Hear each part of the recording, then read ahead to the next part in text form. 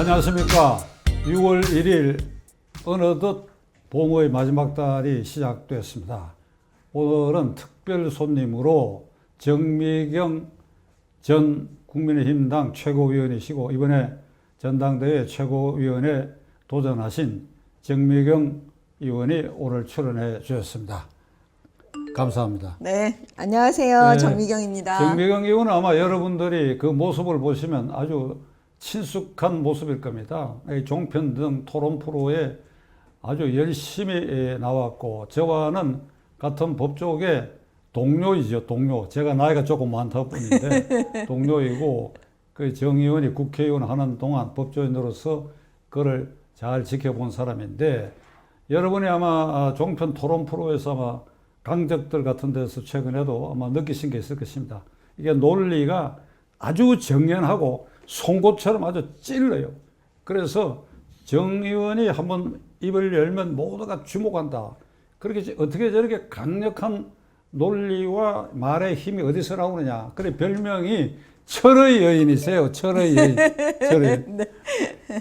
그래서 우선 본인이 그 철의 여인이라고 호칭되는 것에 대해서 소감을 한번 얘기해 보시죠. 저는 사실 과분합니다. 왜냐하면 그 영국의 대처 수상이 이제 철의 여인이라는 그런 별명을 얻으셨잖아요. 그래서 사실 저는 우리 대한민국의 그 대처 같은 그런 여성 정치인이 되고 싶어요. 그래서 이제 그렇게 우리 변호사님이 불러주시니까 저 되게 고맙습니다. 정말 왜 자꾸 불러주시면 그런 사람이 된다고 하잖아요. 예. 정말 제가 그 영국의 대처처럼 우리 국민의힘에는 정미경이 있습니다. 안녕하세요. 다시 인사 올립니다. 영국의 마가렛 대처 수상이 철의 여인이라는 호칭을 들었고 우리나라의 여성 정치인 중에 철의 여인이라고 이 호칭이나 별칭을 들은 이는 처음인 것 같아요. 네. 이번에 제1야당의 최고위원을 하셨고 이번 6월 11일 전당대회에 최고위원 후보로 등록해서 저는 확신합니다. 정미경 후보가 반드시 최고위원 중에 한 분으로 압도적으로 당선되리라고 확신합니다. 그래서 우선 어제 오늘 발표된 이 관변 여론조사 기관이니까 조금 얹잖아요. 관변 여론조사 기관. 이게 정부 기관 쪽에서 의뢰해서 여론조사. 그런데 거기에 어찌든 간에 국민의힘당의 지지율이 민주당을 훨씬 앞서버렸어요. 예. 그러니까 이 현상에 대해서 그 국민의힘당에 속한 당사자로서 이걸 어떻게 평가하며 앞으로 이 내년 3월 대통령 선거까지 국힘당이 어떤 자세와 노력을 해야 될 것인가 이걸 총체적으로 한번 말씀해 보시죠. 그 지난번 우리 이제 보궐선거 서울과 부산의 보궐선거 때 이제 민심이 그 문재인 정권을 향해서 그 이제 노 사인을 든 겁니다. 아니다. 문재인 정권 이렇게 가서는 안 된다.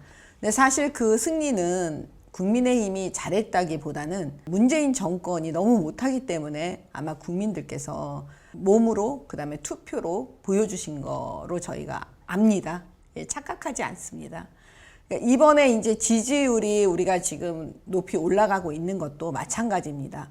그 문재인 정권이 그다음에 여당이 민주당이 보궐선거의 참패 이후에도 지금 정신을 못 차리고 있고 정책을 수정하거나 바꾸지도 않고 있습니다. 그렇기 때문에 그 지속적으로 그 반사적 이익을 국민의힘이 가지고 간다라고 보고 있고요. 그렇기 때문에 저희는 앞으로 더 혁신하고 변화를 가져와서 그다음에 이 국민의 민심을 오로지 다 그 국민의힘이 그 다 받아들일 수 있도록 저는 그렇게 가야 한다고 보고요. 앞으로 이제 나오는 탄생되는 지도부는 국민의 손을 맞잡고 서로 붙잡고 국민과 함께 이 길을 가야만 그 정권 교체를 해서 제대로 된 대한민국을 만들 거라고 저는 그렇게 보고 사실은 그거를 온 몸으로 진짜 꿈꾸면서 잠도 제대로 못 자면서 그 다음에 이 길을 지금 가고 있습니다. 도와주십시오. 2017년 대통령 선거 때는 야권이 분열했죠. 홍준표, 안철수, 유승민 후보가 각각 나와가 그 세 사람이 얻은 표가 약 50%고 문재인 후보가 42%인데 지금 뭐 보수 중에 중도가 있다. 그 의미가 없어요. 좌우로 딱 나눠갖고 이 좌파 정권으로부터 정권을 탈환해야 되거든요. 예, 예. 그런 점에서 국힘당 핵심 당직자로서 문재인 정권을 왜 교체를 해야 되는가? 그 지난 4년 동안의 평가에 있어서 핵심적으로 문제는 뭔가 한번 추격해서 말씀해주세요. 세상에요. 나쁜 정권, 잘 못하는 정권, 뭐 잘하는 정권, 뭐 좋은 정권 여러 가지가 있을 수 있는데 역사적으로 볼 때 대한민국의 그 어떤 정권도요. 이렇게까지 대한민국의 근간을 흔드는 정권은 없었습니다. 저는 사실 문재인 정권에 대해서 딱 그 말씀을 드리고 싶어요. 그 대한민국의 기본적인 우리가 있는 이 성격 자체를 이분들이 그 뿌리째 흔들고 있습니다. 그렇기 때문에 그 이제는 국민들께서 속지 않으시는 것 같아요. 왜냐하면 제가 이번에 그 재보궐선거 민심을 보니까요. 서울, 부산 그 선거 현장에서 많은 분들을 만나고 얘기를 해보니까 이제 국민들께서 다 알아버리신 거예요. 처음에 적폐청산한다고 했죠. 마치 국민을 위해서 엄청난 혁신과 변화를 가져다주고 잘 살게 해줄 것처럼 했지만 그게 아니었구나. 그 다음에 수도권은 사실 부동산에 대해서 완전히 그 알아버린 거죠. 아니 세상에 부동산을 보유하고 있어도 세금을 왕창, 부동산을 팔아도 세금을 왕창, 그냥 이 세금을 내기 위해서 결국 그 부동산 하나 있는 거 팔아야 되는 그런 현실을 지금 우리가 직면해서 그 다 알아버리신 것 같아요. 그래서 그 우리 그 국민의 힘은 결국은 이런 문재인 정권을 향한 국민들의 분노와 새로운 대한민국, 정말 진짜 대한민국, 그 대한민국을 향한 그런 열정을 국민의힘이 다 받아서 제대로 된 수권 정당으로 정권 교체를 해야 된다. 그것이 지금 현재 이 시대에 당면한 국민의힘 지도부에 주어진 사명이다. 이렇게 보고 있습니다. 어떤 언론인은 최근에 이런 얘기를 했습니다. 이 정권의 특성을 나팔세, 나라를 팔아서 세력을 유지한다. 나라를 아주 거들내고 네. 외교 안보 정책도 평양 발악이, 네. 친중 정책, 네. 그리고 한미 전통적인 이 관계를 훼손하는 것도 각오하고 네. 일본은 무조건 베일이고 이러니까 이걸 반드시 교체해야 된다. 그러기 위해서는 2017년에 그 악몽 같은 야권 분열이 있었기 때문에 네. 이게 단일화를 국힘당이 이게 선도해야 될 거예요. 네. 국힘당 안에도 후보가 있고 밖에도 네, 후보가 있지 않습니까? 그럼 이것을 어떻게 어떤 이 로드맵으로 단일화를 이룰 수 있을지. 지금 저희 그 당원 당규에 의하면요. 그 11월 달에 대통령 후보를 결정해야 합니다. 그러면 로드맵상 9월부터 이제 경선이 시작이 돼야 되는데 제가 볼 때는 그 룰을 바꾸기는 어렵습니다. 우리는 그 진행대로, 그 시간표대로 가야 됩니다. 근데 밖에 있는 지금 안철수 대표나 그 다음에 우리 윤석열 총장이 우리가 원한다고 해서 우리가 원하는 시간에 들어와 줄 것 같지는 않고요. 그분들도 그분들한테 가장 유리한 시간에 들어오려고 하시지 않으시겠습니까? 그러면 우리는 우리의 시간대로 우리 착착착 진행을 해가면서 언제든지 그분들이 들어오실 수 있도록 준비를 하고 있으면서 그 길을 가야 된다고 생각해요. 그래서 저는 원칙이 두 가지라고 생각합니다. 우리 내부적으로는 자신감을 가져야 됩니다. 이길 수 있다.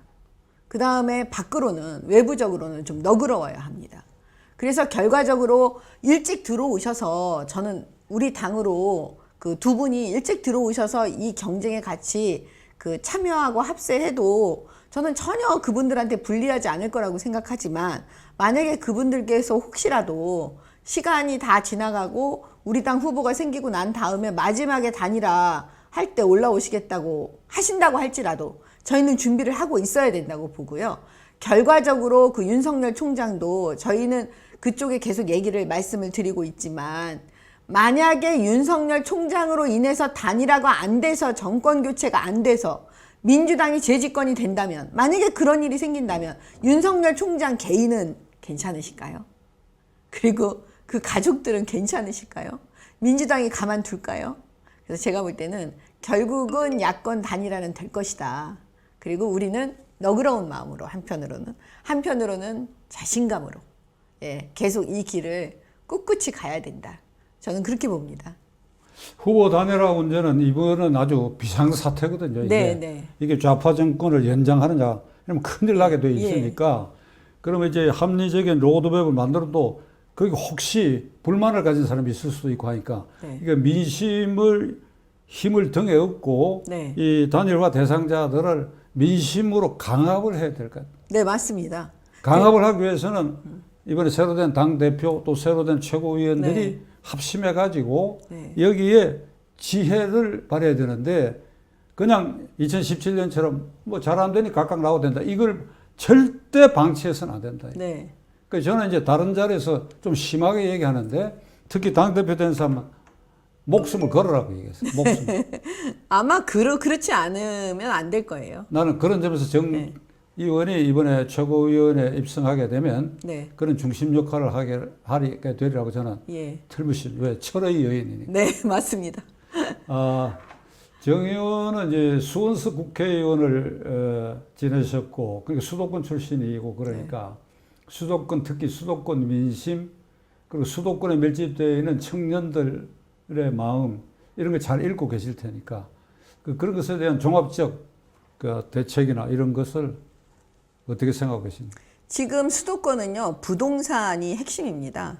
그래서 이제 그 부동산 부분에 대해서요, 이 엄청난 세금이요. 이 부분에 대해서 우리 국민의힘은 이제 답을 내놔야 될 때가 됐어요. 왜냐하면 수권 정당이 돼야 되니까요. 근데 저는 그 문재인 정권에서 이걸 간과했다고 봅니다. 집은 그냥 단순한 우리에게 집이 아니에요.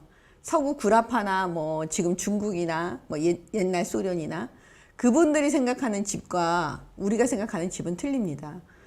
집은 우리에게 전부고 사실 그 집은 어떻게 보면 그냥 부동산이 아닌 말하자면 마음의 고향이기도 하고 그 다음에 그 나의 복지, 나의 삶의 질을 좌지우지하는 거거든요. 그렇기 때문에 지금 문재인 정권에서 하고 있는 결국은 무주택자를 원하는 게 아니냐 뭐 이런 말까지 듣고 있잖아요. 그러니까 결국 부동산과 세금 문제를 확 바꿔버려야 됩니다. 예. 그 다음에 지금 청년의 문제도 있는데요. 청년의 문제는 지금 우리 세대가 가지고 있는 그 기준으로는 청년 문제를 해결할 수가 없어요. 다 아시지만 우리 2030 청년들은요, 가장 핵심적인 가치로 공정을 들고 있습니다. 그래서 조국 사태 때 가장 먼저 촛불을 들고 문재인 정권을 향해서 싸웠던 이유이기도 하고요. 네, 최근에 그 이재명 지사가 또 이런 얘기를 한 거예요. 요즘 최근에 우리 2030의 청년들이 그 노동으로 돈을 벌어서 치솟는 집값으로 그 집을 살 수가 없다는 거예요. 치솟는 집값 때문에. 그렇기 때문에 그 코인이나 주식에 그 투자하는 게 수순이라고 이렇게 말하면서 그 원인 분석을 뭐라고 했냐면 부모의 그 재력에 의해서 좌우되는 세습 자본주의 때문이라는 거예요. 정말 웃음이 나오지 않으십니까? 왜냐하면 그 집값을 치솟게 만든 자들이 이런 말을 하면 안 되잖아요. 또 남 탓을 하고 있는 거죠. 예. 그래서 제가 볼 때는 그 국민의힘에서는 어떤 방식으로 이제 그 대답을 해야 되는지 생각을 해야 되는데 제가 사실 그것 때문에 이번에 최고위원 나왔어요. 무슨 얘기냐면 제가 8개월 동안 그 여러 지역을 다니면서 우리 국민들과 당원들과 같이 밥도 먹고 여러 가지 얘기를 들으면서 깨달은 게 있는데요. 이제는 당에서 당대표와 국회의원 몇 명과 그다음에 전문가 몇이 모여 앉아가지고 정책을 만들어내는 그 시점은 지났다고 봅니다. 이제 그렇게 해선 되지도 않습니다. 이제는 어떻게 하냐면 국민의힘 지도부는 국민과 함께 가야 됩니다. 전국에 있는 국민들께 분명히 국민들께서는 현장에서 답을 다 알고 계세요. 그러면 아이디어 수준이라도 그 저에게 다 주시면 최고위원 정미경에게 다 주시면 제가 밤을 새서라도 그다음에 전국에 있는 팀을 다 만들어서라도 그걸 종목별로 다 정리해 가지고요. 그걸 여의도 연구소에 토스할 거예요. 그럼 여의도 연구소에서 그걸 세련되게 만들어 주시면 그걸 다시 국민들께 선보이고 또 국민들께서 마음에 들어 하시면 그때 공약으로 만들어 낼 생각입니다. 이번 기회에 국민의힘 여의도 연구소는 확 바꿔야 합니다. 진정한 정책의 그 산실청으로 만들어서 이번에 드디어 그 수권 정당의 여의도 연구소에 같이 만들어야 되지 않을까. 이게 제 생각입니다. 저 이거 하려고 나왔습니다. 6월 11일 전당대회에서 이 최고위원도 당원과 일반 국민 여론조사로 결정을 하죠. 네네. 근데 당원이 70%거든요. 예. 예. 그러니까 여론조사가 30%입니다. 이 방송을 통해서 당원과 정 의원을 지지하는 일반 국민들에게 특별히 하고 싶으신 말씀을 마지막으로 하시지. 네. 저는 이번에 슬로건이 그 강철 부대 국민의힘 군인의 딸 정미경 정권 교체하겠습니다. 이게 제 슬로건인데요. 왜 강철 부대라고 슬로건을 정하게 됐냐면 지금 최근에 그 인기 있는 프로그램 이름입니다. 강철 부대가. 근데 그걸 보고 있으면 아버지 생각이 났습니다. 저희 아버지는 월남전 참전 용사였고 육군 대위였어요. 그래서 이제 어릴 때부터 이제 군인에 대한 얘기를 많이 제가 듣고 자랐고요. 그걸 보면서 아버지 생각이 났습니다. 그리고 월남전에 참전했던 그때 당시의 군인들은 강에서 살아서 돌아와야만이 그 가족들을 볼 수 있는 거잖아요. 그러니까 무조건 이겨야 되는 게 머릿속에 있었답니다. 그래서 이번에 그 프로그램을 보면서 느낀 게, 우리 국민의힘 강해야 된다. 이겨야 한다. 이걸 수도 없이 많은 분들한테 들었거든요. 야당답게 해라. 좀 강해라. 그래서 결국에는 뭐냐면 그 당시에 그 살아서 꼭 돌아오고자 했던 그 군인들의 마음과 강철 부대와 지금의 국민의힘, 이게 다 똑같이 그 하나의 어떤 장면으로 저한테 오는 거였어요. 그래서 제가 슬로건을 강철 부대, 국민의힘, 거기에 맞춰서 맞춤형으로 최고위원이 돼서 우리는 반드시 대한민국을 구해야 한다. 예, 이런 생각으로 제가 나왔습니다. 잘 부탁드립니다. 오늘 이 바쁘신데 이렇게 네. 어려운 시간을 내주셔서 감사합니다. 변호사님이 저 너무 또 많이 사랑해 주시고 또 응원해 주셔서 제가 늘 감사드리고요. 오늘도 이렇게 초대해 주셔서 너무 감사합니다. 네, 고맙습니다. 감사합니다.